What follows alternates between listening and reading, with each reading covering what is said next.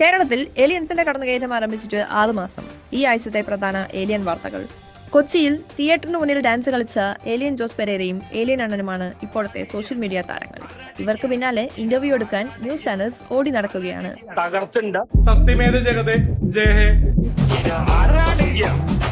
ഒരു വശത്ത് ഇതുപോലെ കോമഡി ഏലിയൻസ് ആണെങ്കിലും മറ്റൊരു വശത്ത് വളരെ ഡേഞ്ചറസ് ആയ ഏലിയൻസും ഉണ്ട്.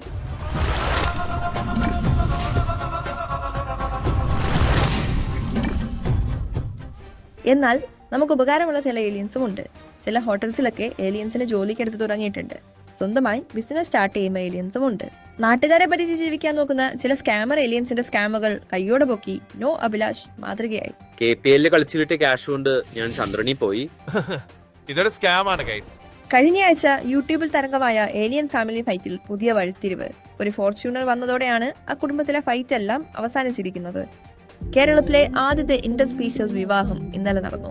ഈ ആഴ്ചത്തെ ഏറ്റവും പ്രധാനപ്പെട്ട വാർത്ത, കേരളത്തിൽ ആദ്യത്തെ ഏലിയൻ പാർട്ടി രൂപീകരിക്കപ്പെട്ടു.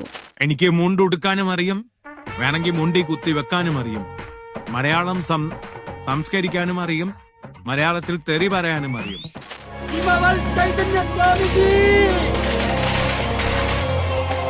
വാർത്തകൾ അവസാനിക്കുന്നില്ല. ഇതുപോലുള്ള കൂടുതൽ വാർത്തകൾക്കായി ഫോളോ ചെയ്യുക.